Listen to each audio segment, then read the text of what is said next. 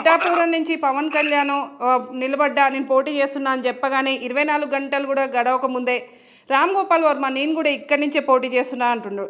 ఎందుకు సార్ పవన్ కళ్యాణ్ మీద అంత ఖర్చెందుకు రామ్ గోపాల్ వర్మకి? ఐ మీన్ మీ ఫ్రెండ్ కాబట్టి మీకు ఏమైనా తెలిసి ఉంటుందని అడుగుతున్నాం. ఆయన నా ఫ్రెండ్ అమ్మా. Okay sir. ఆయన ఎలక్షన్ లో నించోవడం ఆయనకి ఇష్టం ఉండదు. ఓకే. ఏదో సరదాగా ఆయన జోక్ చేస్తూ ఉంటాడు. ఇప్పుడు ఆయన ఎలక్షన్ లో నించుంటే నేను ఆయనకే సపోర్ట్ చేస్తాను. అంటే ఇప్పుడు మీరు పోటీ చేయట్లేదంటారా? ఆయన ఎలక్షన్ లో నించుంటే నేను ఆయనకే సపోర్ట్ చేస్తానని చెప్తున్నాను కదా. ఫస్ట్ ఎన్నికలు బూత్ ఏజెంట్ గా నేను, ఫస్ట్ ప్రధాన బూత్ ఏజెంట్ గా నేను ఆయనతోనే అంటాను నేను. ఓకే ఓకే ఓకేనా? ఎలక్షన్ లో నించుంటే ఫస్ట్ బూత్ ఏజెంట్ గా నేనే ఉంటాను ఆయనకి. మరి ఆ మాట ఎందుకు అనాల్సి వచ్చింది సార్? ఇప్పుడు ఆయన ఏంటంటే ఏదో చెప్తూ ఉంటాడు, కానీ ఆయనకి ఎలక్షన్స్ అంటే రాజకీయం అంటే ఇష్టం ఉండదు. ఆయనకి సినిమా అంటే ప్రేమ, సినిమా అంటే పిచ్చి, సినిమా అంటే ప్రాణం. సినిమాని ఆయన జీవితం, ఆయన లైఫ్. సినిమా తీయడం ఆయన లైఫ్. కాకపోతే ఏంటంటే పొలిటికల్ గా తీసేటప్పుడు పొలిటికల్ గా అపోజిషన్ అటాక్లు కంపల్సరీ వేస్తారు. అంతే, దాంట్లో భాగంగానే చూసుకోవాలి తప్ప వేరేగా చూడాల్సిన అవసరం లేదు. ఓకే సార్, ఇప్పుడు రామ్ గోపాల్ వర్మ దగ్గరికి వెళ్ళి లీడర్స్ గురించి 1 వర్డ్లో చెప్పమంటే చంద్రబాబు నాయుడు వచ్చి కన్నింగ్ అని చెప్పి, లోకేష్ వచ్చి ఆయనకి ఎంత పిచ్చి ఉందో ఆయనకి అది తెలీదని చెప్పి, ఇటు హలో పవన్ కళ్యాణ్ గారి విషయానికి వస్తే,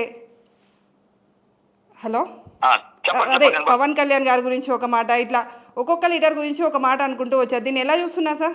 అంటే అక్కడ ఉన్న మెయిన్ లీడర్స్ గురించే అన్నారు. మీరు మైక్ ఎట్టారు కాబట్టి ఆయన మీరు అడిగారు కాబట్టి ఆయన చెప్పాడు.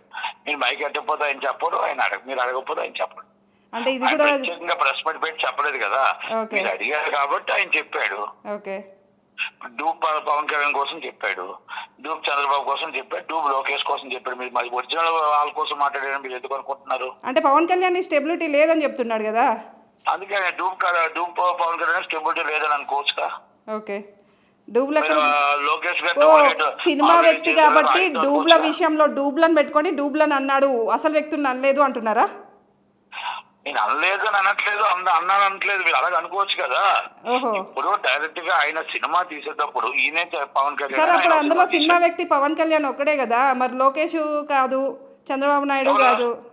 అయ్యో, మీకు సీఎం చంద్రబాబు నాయుడు లాగా ఆయన తీసుకొచ్చారు, సీఎం మన లోకేష్ గారి లాగా తీసుకొచ్చి యాక్ట్ చేయించారు కదా. అవునవును.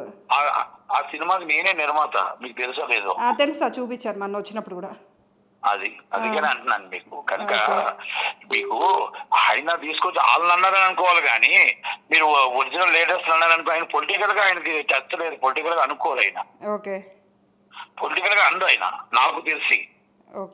అంటే ఈయన అని ఉంటాడేమో అని అనుకుంటున్నాను నేను.